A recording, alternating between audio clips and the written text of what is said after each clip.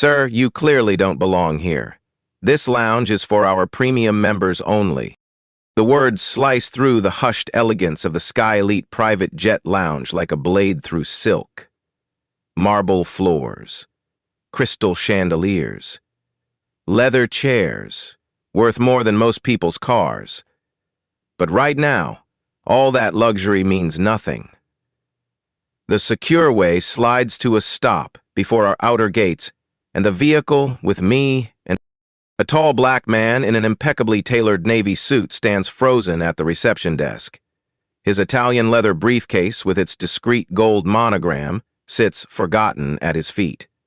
The young blonde attendant's voice drips with practiced dismissal, each word calculated to wound. But here's what she doesn't see. His fingers drum once against a platinum card. So briefly you almost miss it. So casually it seems meaningless. It's not. Have you ever been judged by your appearance in the most humiliating way possible? What happened next will change everything you think you know about power. Welcome to Beat Stories, where justice speaks louder than revenge. We share tales of brilliant minds who faced discrimination and transformed entire systems through intelligence, not anger. Because the most powerful victory isn't destroying your enemies, it's ensuring they can never hurt anyone else again. The digital display above the reception desk flickers. Flight 447 to Geneva departs in 47 minutes. Madison, that's what her name tag reads, doesn't even glance at the platinum card he's holding. Her eyes scan him from head to toe, lingering on his skin color with undisguised suspicion. Her manicured fingers tap impatiently against the marble counter. "I'm sorry, but I'm going to need to see multiple forms of identification," she says, her voice rising just enough for nearby passengers to hear. "And proof of membership, and your flight itinerary. We've had issues with people trying to access facilities they haven't paid for." The pause before issues hangs in the air like smoke. Everyone within earshot knows exactly what she means. Other passengers begin to turn. A middle-aged white woman in Chanel whispers to her companion, her voice carrying just enough to be overheard. "Security should handle this quickly." Two men in golf attire chuckle behind their whiskey glasses. One mutters something about frequent flyer miles versus frequent lying. They think they're clever. A young mother pulls her child closer, as if proximity to this situation might somehow contaminate her precious offspring. The child stares with wide, innocent eyes, sensing the adult tension but not understanding why. Three business executives pause their conversation about quarterly earnings to watch the show unfold. Their faces show that peculiar mixture of disgust and entertainment that comes from witnessing someone else's humiliation. The security guard's hand moves toward his radio. He's built like a linebacker, with the kind of presence that usually ends confrontations before they begin. His nameplate reads Thompson. His expression reads problem. "Is there an issue here, Madison?" Thompson's voice carries the authority of someone who's dealt with troublemakers before. The protagonist, let's call him Marcus for now, remains unnaturally calm. He speaks quietly, his voice steady despite the growing circle of hostile attention. "I understand your position, but perhaps you should check your system more carefully. Here's where it gets interesting." Marcus reaches into his jacket pocket, retrieving not just any phone, but a custom device with a discrete logo. Two intertwined aircraft forming an infinity symbol. It's subtle, expensive, and completely lost on Madison. She glances at her computer screen. For just a moment, just one flickering second, her confident smirk wavers. Something appears on that screen, something that makes her blink twice. But her training kicks in. Her prejudice overrides her confusion. "Sir, I'm going to have to ask you to step aside. You're creating a disturbance. Flight 447 to Geneva, 42 minutes to departure." A teenager with her father whispers, "Dad, shouldn't we do something?" Her father shushes her, but his eyes show he's thinking the same thing. The difference is, he's thinking they should help Madison, not Marcus. The filming starts. Phones emerge from purses like weapons. The modern-day pillory has gone digital. Someone's TikTok is about to go viral, and Marcus is about to become either a victim or a villain, depending on how this plays out. Madison's voice grows louder, more confident with each passing second. "Security, this gentleman is refusing to comply with our standard verification procedures." But Marcus doesn't argue. He doesn't raise his voice. He doesn't even look frustrated. Instead, he simply says, "I'd like to speak with your regional director." Madison and Thompson exchange glances. It's a split-second look, but it says everything. Why would someone being escorted out ask for the regional director? What kind of person even knows there is a regional director? "The regional director doesn't handle these types of situations," Madison says, but her voice lacks its earlier conviction. Marcus nods slowly. "Gerald Hoffman. Tell him Marcus is here." Another flicker across Madison's face. Recognition? Fear? She tries to hide it, but it's there. "Sir, I don't know who you think you are, but—" "I know exactly who I am," Marcus interrupts, his voice still quiet, but now carrying an edge that makes Thompson's hand pause halfway to his radio. "The question is, do you?" The Chanel woman's voice rises above the murmur. "Just call the police. This is ridiculous." Her companion nods vigorously. "In our day, people knew their place." A businessman in a $1,000 suit shakes his head in disgust. This is exactly what's wrong with society. No respect for private property. The young mother pulls out her phone, not to film, but to shield her child from what she assumes will be an inevitable arrest. She's already composing the social media post in her head. "Had to witness a disturbing incident today. So grateful for security."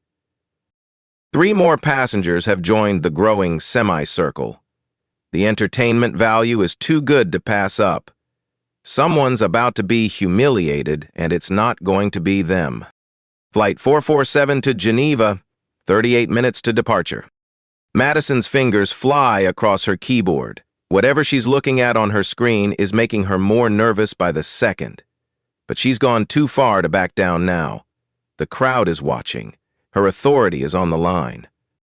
"Sir, I'm giving you 30 seconds to produce valid documentation or leave the premises. We have zero tolerance for this kind of..." Confusion. There's that pause again, that loaded silence that says everything and nothing. Thompson steps closer, his massive frame casting a shadow over Marcus. "You heard the lady. Time to go." But Marcus doesn't move. He doesn't argue. He doesn't even look concerned. He simply presses a single button on his custom device. And everything changes. Heavy footsteps echo across the marble floor. Gerald Hoffman emerges from the back office, like a king surveying his domain. At 55, he carries himself with the swagger of old money and older prejudices. His silver hair is perfectly styled, his suit costs more than most people's cars, and his smile holds all the warmth of a corporate lawsuit. "Madison, what seems to be the problem with this gentleman?" The pause before gentleman drips with condescension. He doesn't even look at Marcus directly, just studies him like a specimen under glass. Thompson straightens up, clearly relieved that management has arrived to handle the situation. The crowd of onlookers shifts closer, sensing the drama is about to reach its climax. Flight 447 to Geneva, 35 minutes to departure. Gerald's voice carries the kind of authority that comes from never being challenged. "Sir, I understand there's been some confusion about your eligibility to access our premium facilities." He gestured broadly at the opulent lounge. "This is a private club. Membership is strictly controlled. We have standards to maintain." The word standards hangs in the air like a judge's gavel. Everyone knows what he really means. Marcus remains perfectly still. I'm sure you do, Gerald. The use of his first name catches Gerald off guard. For just a moment, his practiced smile falters. I'm sorry, do we know each other? We will, Marcus replies quietly. Two more security guards appear as if summoned by some invisible signal. Thompson isn't taking any chances now that management is involved. The semicircle of spectators has grown to nearly a dozen people, all watching with the morbid fascination of witnessing a public execution. The guards position themselves strategically, one at each exit, one behind Marcus. It's a choreographed intimidation routine they've clearly performed before. Gentlemen, I don't think that will be necessary, Marcus says calmly. I'm not going anywhere. Gerald's laugh is sharp and cold. Oh, I think you'll find that you are. The filming intensifies. What started as one or two phones has multiplied into a digital firing squad. The Chanel woman is live streaming on Facebook. The business executives are recording for their group chat. The teenager has her TikTok ready to go viral. This is about to get good, someone whispers. Day 7. An older man in a military uniform, clearly a veteran, watches from the corner. His expression is different from the others. Uncomfortable. Like he's seen enough injustice to recognize it when it happens. But he doesn't speak up. Nobody does. Gerald steps closer, his voice dropping to a stage whisper that everyone can hear perfectly. Listen carefully. You have two choices. You can leave quietly with whatever dignity you have left. Or, security can escort you out, and we'll let the police decide whether this constitutes trespassing. He pauses, letting the threat sink in. Either way, you're not staying in my lounge. Flight 447 to Geneva. 31 minutes to departure. The crowd murmurs approval. Justice is being served. Order is being restored. The natural hierarchy is being maintained. Finally, the Chanel woman says loudly, someone with backbone. Her companion nods enthusiastically. In our day, this wouldn't have taken 5 minutes. The businessman in the expensive suit calls out, We'll be witnesses if you need them, Mr. Hoffman. Gerald smiles and nods acknowledgement.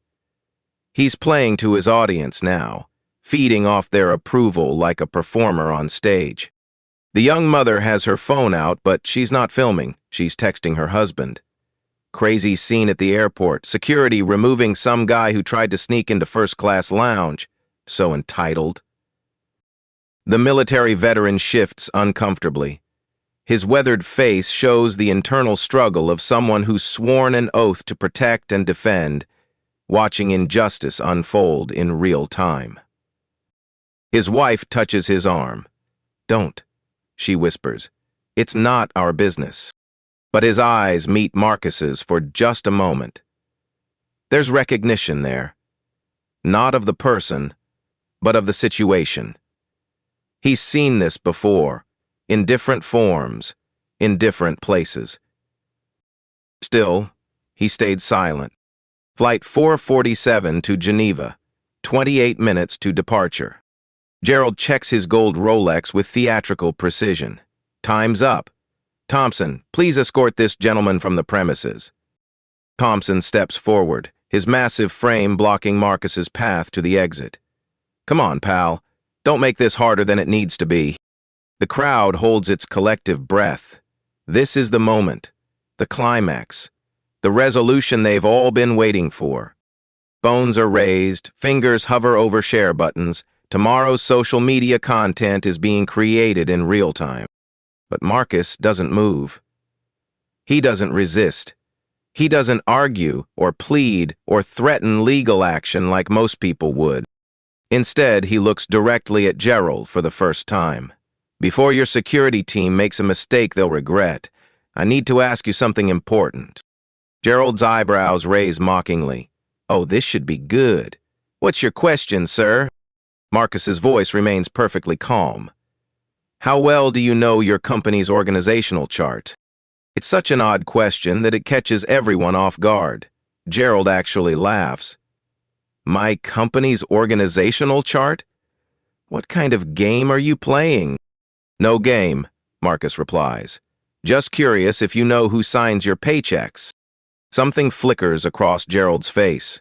It's subtle, just a tightening around his eyes, but it's there. Madison catches it too.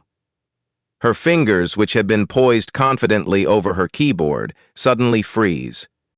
What are you talking about? What stops this person from bursting into the conversation? Something really awful has happened in a conversation. Marcus reaches into his jacket pocket again, retrieving that custom device with the aircraft infinity symbol. This time, he doesn't hide it. He holds it up for everyone to see. I'm talking about SkyElite Aviation Holdings, Marcus says quietly. Parent company of SkyElite Private Jet Services, which owns this lounge, which employs you. The crowd starts to murmur. This isn't going the way they expected. Gerald's face goes pale. Madison's hands start to shake. Thompson's confidence evaporates like morning mist. That's impossible, Gerald whispers, but his voice lacks conviction. Marcus presses a single button on his device. Every screen in the lounge, departure boards, personal tablets, the massive wall display, begins to flicker. The crowd turns to look at the screens. The filming continues, but the tone has shifted. Confusion replaces confidence. Uncertainty replaces bloodlust. Flight 447 to Geneva, 25 minutes to departure. But nobody's thinking about Geneva anymore. They're all staring at the screens, waiting to see what happens next. Because suddenly, nobody knows who's really in charge. Every screen in the SkyElite Private Jet Lounge transforms simultaneously. The departure boards, the wall-mounted displays, even the tablets passengers are holding. Everything flickers once, then displays the same image. The SkyElite Aviation Holdings logo fills every screen. Bold, unmistakable, commanding. Then a voice echoes through the lounge's premium sound system. Calm, authoritative, devastatingly familiar. Ladies and gentlemen, this is Marcus Wellington, Chief Executive Officer and majority shareholder of SkyElite Aviation Holdings. Time stops. Gerald's face drains of color so completely he looks like he's seen a ghost. His mouth opens, but no sound emerges. His perfectly styled silver hair suddenly seems ridiculous, like a costume that no longer fits. Madison's fingers freeze over her keyboard. Her confident smirk melts into something approaching terror. The platinum card Marcus had been holding, the one she'd dismissed without a glance, suddenly feels like evidence of her own destruction. Thompson, all 250 pounds of security muscle, actually takes a step backward. His hand, which had been reaching for Marcus's arm, falls to his side like dead weight. The filming passengers' phones waver in their hands. Their righteous indignation transforms into horrified realization. Tomorrow's viral content just became tonight's career suicide. Marcus's voice continues through the speakers, each word landing like a precision strike. SkyElite Aviation Holdings operates with $2,300,000,000 in annual revenue. We maintain a fleet of 347 aircraft across 6 continents. We employ over 15,000 people worldwide. We operate 89 private jet lounges, including this one. I am the owner, Judge, Royal Owner MJ of Anjay. The numbers hang in the air like accusations. I built this company from nothing. Every plane in our fleet, every lounge you're standing in, every leather chair, every crystal chandelier, every marble tile beneath your feet, I own it all. Gerald finds his voice, but it comes out as a croak. That's impossible. Marcus turns to face him directly for the first time. Is it, Gerald? Tell me, How is Sarah doing these days? Gerald's face goes from pale to green. Sarah? Sarah Wellington Hoffman, your ex-wife's daughter. My stepdaughter. Marcus's voice remains perfectly calm, but there's steel underneath now. The same Sarah you've been harassing in family court for the past 8 months. The crowd starts to murmur. This isn't just about discrimination anymore. This is personal. You remember Sarah, don't you, Gerald? The little girl you called difficult in your custody filings? The same child you claimed would be better off away from her mother's poor influences. Marcus pulls out a tablet. Not the custom device, but a standard iPad that suddenly seems loaded with purpose. Would you like to see the documentation, Gerald? Or should I share it with everyone here? He swipes across the screen. Discrimination incidents across SkyElite properties. 847 documented cases in the past 18 months. Legal settlements paid out. $12,700,000, 0 cents. Stock price impact. Negative 0.3% per major incident. The business executives in the crowd suddenly look very uncomfortable. Those are the kind of numbers that end careers. Gerald, your region accounts for 23% of those incidents. Your management style has cost this company $2,900,000, 0 cents, in settlements alone. Marcus holds up his custom device again. This isn't just a phone. It's connected directly to our security system, our customer database, and our incident reporting network.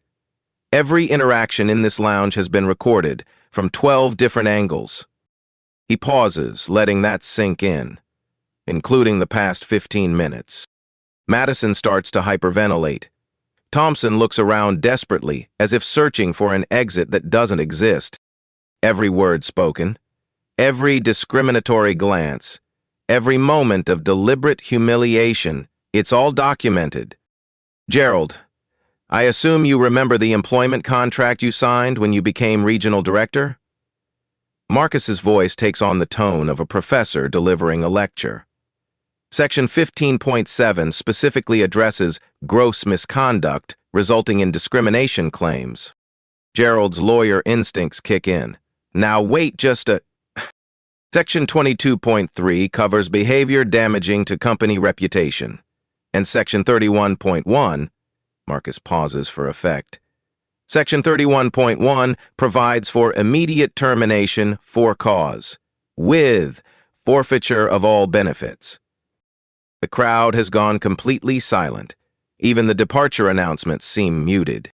For cause, Gerald. That means no severance package, no pension benefits, no golden parachute, nothing. Marcus gestures to the crowd that had been so eager to see him removed. Ladies and gentlemen, I want to thank you for your participation in today's documentation. Your filmed reactions will be invaluable for our legal proceedings. The phones that had been recording his humiliation suddenly feel like weapons pointed the wrong direction. The woman in Chanel. Your Facebook live stream captured excellent audio of your commentary about standards and knowing your place. Very helpful for our discrimination lawsuit. The Chanel woman's face goes white. Her husband starts frantically trying to delete the live stream. The gentleman discussing frequent lying. Your group chat messages are time-stamped and geotagged. Our legal team appreciates the detailed evidence trail. Marcus's attention turns to the veteran who had been watching from the corner. Sir, I notice your discomfort throughout this incident. You served our country? The veteran nods slowly.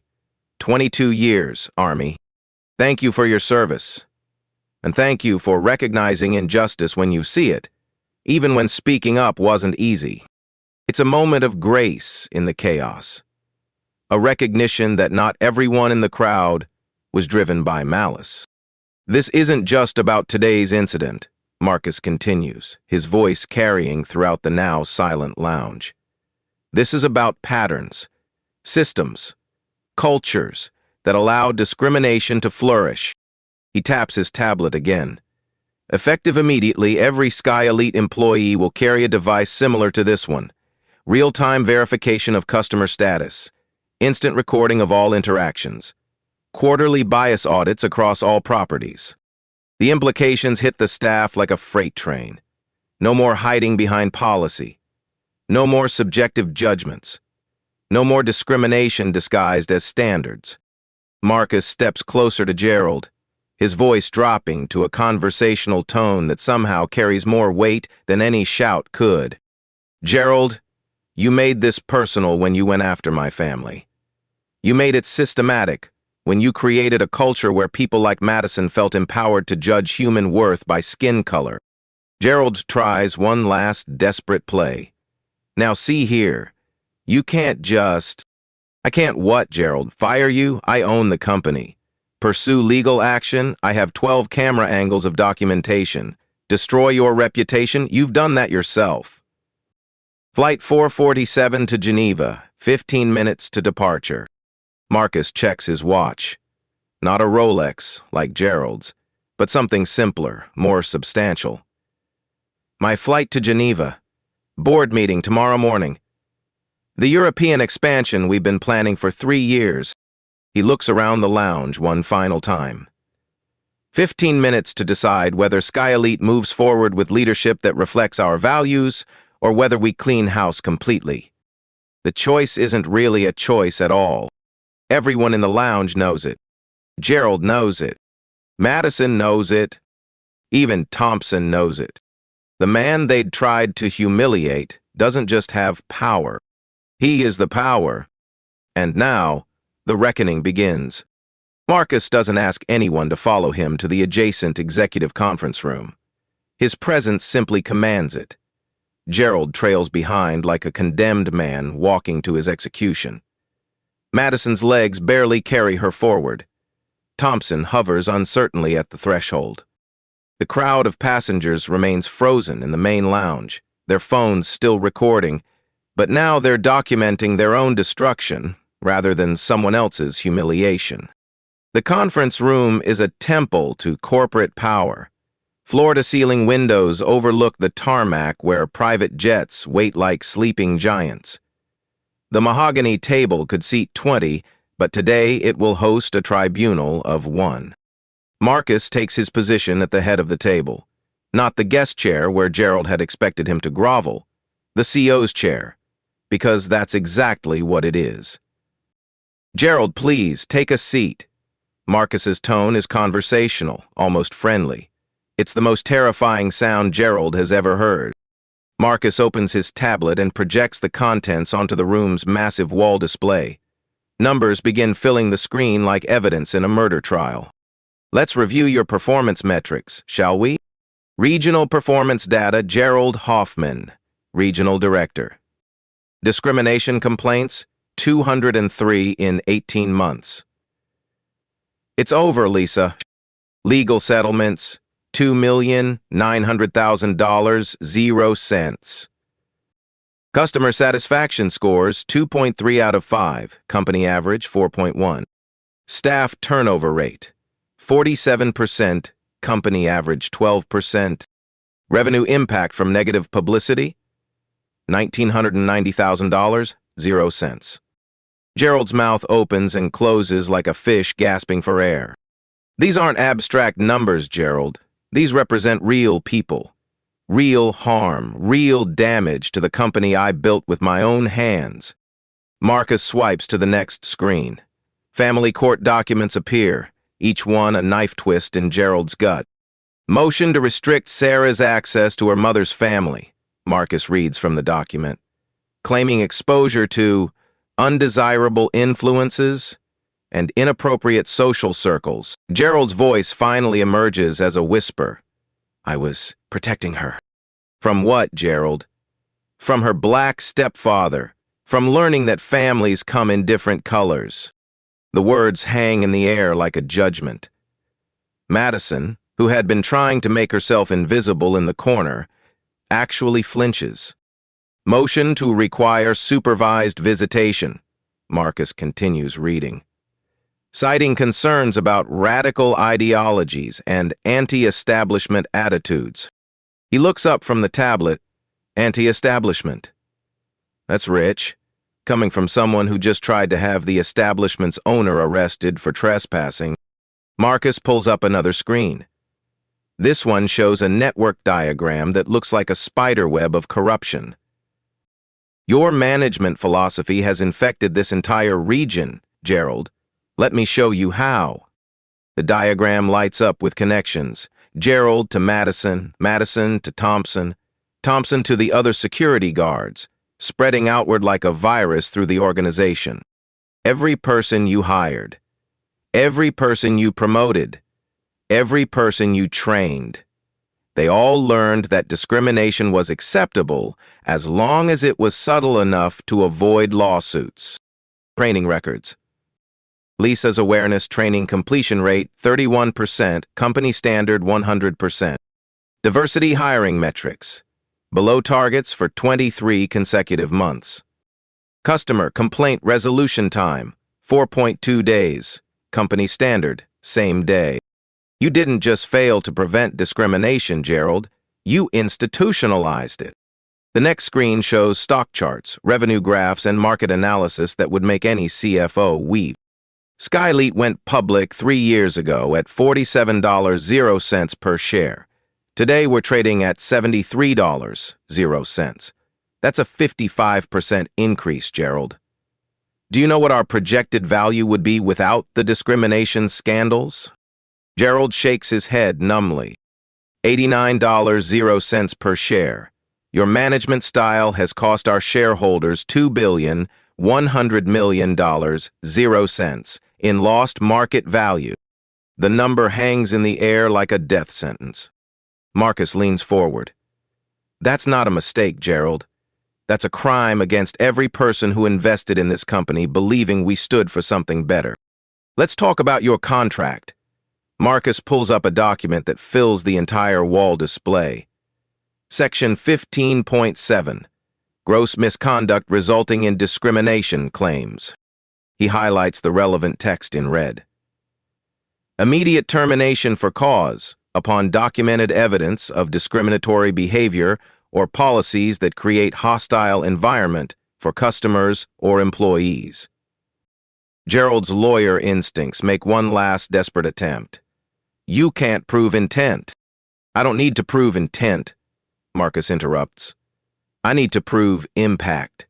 And I have 12 camera angles, 47 witnesses, and 18 months of documentation.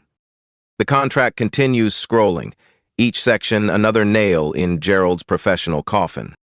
Section 22.3, Behavior damaging to company reputation. Section 31.1, Forfeiture of benefits for termination with cause. Section 44.7, Non-compete clause activation upon misconduct termination. Marcus stands and walks to the window, looking out at the aircraft that represent his life's work. Do you know what the future looks like, Gerald? He doesn't wait for an answer. Every SkyElite employee, from ground crew to executive management, will carry a device like this. He holds up his custom phone. Real-time customer verification. Instant incident reporting. Artificial intelligence monitoring for bias indicators. The implications are staggering. No more hiding behind policy interpretations. No more subjective judgments about who belongs. Customers will have direct access to report discrimination through our app. Not to regional managers like you, Gerald. Directly to corporate headquarters. Directly to me. Marcus returns to his tablet, pulling up architectural plans and organizational charts. New hiring protocols emphasizing diversity and bias training. Customer service scripts that eliminate subjective judgment. Promotion requirements that include diversity metrics. Anonymous reporting systems for discrimination. The new standards. 40 hours mandatory bias training for all customer-facing staff. Quarterly sensitivity audits across all properties. Real-time customer feedback integration. AI-powered interaction monitoring. Zero-tolerance policy with immediate termination protocols. This isn't just about you, Gerald. This is about rebuilding an entire culture from the ground up. Within 6 months, every major luxury travel company will adopt similar protocols. Not because they want to, but because they'll have to compete with our new standards. Marcus projects market research data, showing competitor responses to SkyElite's initiatives. Discrimination complaints across the entire industry down 23% in regions where we've implemented these changes. Customer satisfaction up 31%. Revenue per customer up 18%. He looks directly at Gerald. Treating people with dignity isn't just morally right, Gerald. It's profitable. Marcus closes his tablet and looks around the conference room one last time. Gerald, you have 2 choices. Resign immediately with a severance package and a non-disclosure agreement, or be terminated for cause, with full documentation released to industry publications. Gerald's voice comes out as a whisper. What about my reputation? Your reputation was destroyed the moment you looked at me and decided I didn't belong in my own building. Marcus's voice carries the finality of a judge pronouncing sentence. The only question now is whether you leave quietly, or whether your termination becomes a case study in every business school in America. Flight 447 to Geneva, 8 minutes to departure. Marcus checks his watch. I have a board meeting in Geneva where we'll be approving the European expansion. $500 million, 0 cents in new aircraft purchases. 2,000 new jobs. Markets in 12 countries. He stands, straightening his jacket. With or without you, Gerald, SkyElite moves forward. The only difference is whether you're remembered as someone who learned and grew, or someone who clung to prejudice until it destroyed him. The choice hangs in the air between them. But they both know there's really only one option. Gerald reaches for his resignation letter with shaking hands. The old SkyElite dies in that moment, and something better is born from its ashes.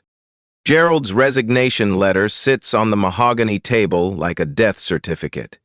His signature, once bold and confident, trembles across the bottom of the page. 23 years with the company, gone in the time it takes to write his name. Your final day is today, Marcus states simply. Security will escort you to collect your personal items. Your company credit cards are already canceled. Your access badges have been deactivated. Gerald nods numbly. The fight has gone out of him completely. What about my pension? Forfeited under Section 31.1. You'll receive COBRA benefits for health insurance, nothing more. The man who had wielded power like a weapon 30 minutes ago now sits deflated, just another casualty of his own prejudice. DNPR. Madison hasn't said a word since entering the conference room. She's been calculating, desperately searching for an exit that doesn't exist. Madison? Marcus's voice cuts through her panic. You have a choice to make. She looks up with the desperation of someone drowning. You can resign and find employment elsewhere with a neutral reference, or you can stay, complete 40 hours of intensive bias training, and spend the next 6 months on probation, under direct corporate oversight. Her voice barely emerges. I can stay? People can change, Madison. The question is, do you want to? She nods frantically. Yes, I want to learn. I want to do better. Good. Your first assignment is to personally apologize to every customer who witnessed today's incident, in writing, and you'll be reassigned to non-customer-facing duties until you complete your training. The security chief has been standing at attention like a soldier awaiting orders. His military bearing serves him well now. He knows when he's been outmaneuvered. Thompson, your record shows 15 years of service with no prior discrimination complaints. Today was an aberration, not a pattern. Thompson's relief is visible. Thank you, sir. Don't thank me yet. You'll be leading the new security protocol training, teaching other guards how to de-escalate without intimidation, how to protect people instead of targeting them. The irony isn't lost on anyone. The man who had been prepared to physically remove Marcus will now teach others how to avoid making the same mistake. Within hours, the transformation begins. IT technicians arrive to install the new customer verification systems. HR representatives schedule mandatory training sessions. Corporate communications sends out company-wide memos detailing the new anti-discrimination policies. The new SkyElite standards. Customer verification through technology, not appearance. Mandatory 40-hour bias training for all staff. Real-time incident reporting to corporate headquarters. Quarterly diversity audits with published results. Anonymous discrimination reporting app for customers. Zero tolerance policy with immediate termination, consequences. The changes ripple through the organization like stones thrown into still water. Word spreads quickly through social media, but not in the way anyone expected. The passengers who had filmed Marcus's humiliation find themselves in an uncomfortable spotlight. The Chanel woman's Facebook livestream goes viral, but as an example of complicit discrimination rather than justified enforcement. Her comments section fills with criticism. Her country club friends start distancing themselves. The business executives discover their group chat screenshots have been shared widely on LinkedIn. Their company's HR departments receive complaint calls. Professional reputations begin cracking under the weight of documented prejudice. But there are positive responses too. The military veteran posts his own video explaining what he witnessed and why he regrets staying silent. His honesty sparks conversations about moral courage and standing up for others. The new customer verification system launches across all SkyElite properties within 30 days. Customers scan a QR code upon entry. Staff devices instantly display membership status, special accommodations, and preferences. No more guessing, no more assumptions. No more opportunities for discrimination disguised as policy. Customer satisfaction scores begin climbing immediately. Wait times decrease. Complaints drop by 67% in the first month alone. The system also tracks staff interactions. AI algorithms identify potential bias indicators in real time. Managers receive alerts when discrimination patterns emerge, allowing for immediate intervention and correction. Other luxury travel companies watch SkyElite's transformation with a mixture of admiration and fear.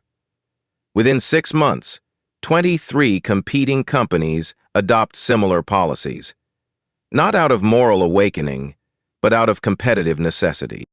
Industry-wide changes. Discrimination complaints down 54% across luxury travel sector. Customer confidence in premium services up 28%. Staff retention rates improve by 31%. Revenue per customer increases by 18%. The business case for dignity becomes undeniable. 3 months later, Sarah's custody hearing takes a dramatic turn. Gerald's documented discrimination at work becomes evidence of his character. The same man who claimed Marcus was an undesirable influence on his stepdaughter is revealed as someone who institutionalized prejudice in his professional life. The judge's ruling is swift and decisive. Sarah remains with her mother and Marcus. Gerald's visitation becomes supervised, with court-mandated bias counseling as a requirement for future custody considerations. Justice arrives not through revenge, but through the inexorable weight of documented truth. Madison completes her training and returns to customer service with a completely different perspective. She becomes one of SkyElite's most effective advocates for inclusive service, her personal transformation serving as proof that people can change when given proper education and accountability. Thompson develops a security protocol training program that gets adopted by airports nationwide. His military precision, now focused on protection rather than intimidation, becomes the gold standard for inclusive security practices. Even some of the passengers who witnessed the original incident reach out to apologize. Not all of them. Some double down on their prejudices, but enough to show that public accountability can spark private reflection. 6 months after the incident, SkyElite's stock price reaches an all-time high of $89.00 per share. The discrimination scandals are behind them. The new policies have eliminated liability while increasing customer loyalty. Marcus doesn't just win through power or money, he wins through demonstrating that treating people with dignity isn't just morally right, it's profitable. That inclusion isn't charity, it's smart business. The victory belongs not to revenge, but to reform. Not to destruction, but to transformation. And that makes it permanent. 6 months later, Marcus Wellington walks through the same SkyElite Private Jet Lounge where his world changed forever. But everything is different now. The marble floors still gleam, the crystal chandeliers still cast warm light. The leather chairs still cost more than most people's cars, but the atmosphere has transformed completely. Behind the reception desk stands a young black woman named Keisha. She greets every customer with genuine warmth, her tablet instantly displaying their preferences and accommodations. No assumptions, no judgments, just professional service, powered by technology and respect. Thompson nods respectfully as Marcus passes. The same security chief who once prepared to escort him out now oversees a team trained in de-escalation and inclusion. His monthly bias prevention workshops have become a model for the entire industry. Madison approaches from the customer service station. 6 months of intensive training have transformed her from the architect of humiliation into an advocate for inclusion. Her apology letters to the witnesses became a masterclass in accountability and growth. "Mr. Wellington," she says, her voice carrying genuine respect, "welcome back. Your usual table is ready, and I've arranged for your dietary preferences to be prepared fresh. It's not just professional courtesy, it's personal redemption, earned through months of hard work and genuine change." Marcus nods with approval. "Thank you, Madison. How are the new training protocols working?" "Incredibly well, sir. We've had 0 discrimination complaints in 4 months. Customer satisfaction is at an all-time high." A young black businessman enters behind Marcus. 6 months ago, this moment would have triggered suspicious glances and verification procedures. Today, he's greeted with the same warmth and professionalism as every other customer. He doesn't know Marcus's story. He doesn't need to. The systems work regardless of who's watching. That's the point. An elderly white couple sits nearby, chatting pleasantly with a Middle Eastern family about their travel plans. The artificial barriers that once divided the lounge have dissolved into genuine human connection. Children play together, while their parents conduct business calls. Different languages flow through conversations. Different cultures share the same space with mutual respect. This is what inclusion looks like in practice. On the wall-mounted display, a business news segment plays. SkyElite Aviation's diversity initiative has sparked an industry-wide transformation. Competitor companies report similar improvements in customer satisfaction and staff retention after adopting comparable policies. The reporter continues, "Stock analysts now consider inclusive policies a key metric for evaluating luxury service companies. What started as one company's response to discrimination has become an industry standard." Marcus allows himself a small smile. Change that spreads organically through competitive pressure lasts longer than change imposed through regulation. His phone buzzes with a text from Sarah. "Dad, I got accepted to Northwestern. Pre-law program. I want to help companies build better policies like you did." The custody battle is over. Gerald completed his court-mandated counseling and now has supervised visitation. More importantly, he's learning to see Sarah as her own person, rather than a proxy for his prejudices against her stepfather. Healing takes time, but it's happening. Marcus settles into his usual chair and opens his tablet. Tomorrow's board meeting will approve expansion into South America. Next month, SkyElite will launch its first African routes. The company that once struggled with discrimination is now actively building bridges across continents. But the real victory isn't in the numbers or the expansion or the stock price. It's in the young black businessman who walks through the lounge without fear. It's in Madison's transformation from perpetrator to advocate. It's in the industry-wide changes that protect millions of travelers from the humiliation Marcus experienced. Real power isn't about dominance. It's about creating systems where power can't be abused. Real justice isn't about revenge. It's about reform that prevents future victims. Real change doesn't come from destroying your enemies. It comes from transforming them into allies. Marcus looks around the lounge one final time before his flight boards. This place that once symbolized exclusion now represents possibility. But the work isn't finished. It never is. Have you witnessed discrimination in restaurants, hotels, or exclusive establishments? Share your story in the comments below. When we document these experiences, we create the evidence needed for systematic change. Hit that subscribe button and join the Beat Stories community for more tales where intelligence defeats ignorance, where strategy conquers stereotype, and where one person's courage creates transformation that lasts for generations. Share this Beat Stories video with someone who needs to remember that dignity isn't negotiable, that respect isn't optional, and that real power lies in lifting others up rather than keeping them down. Because sometimes the person you underestimate doesn't just own the game. They change the rules for everyone. Remember, the most profound victories aren't won through destruction, but through construction. Not through humiliation, but through education. Not through revenge, but through reform. That's how you ground an entire fleet and rebuild it to fly higher than ever before. This is Beat Stories, where every ending is a new beginning.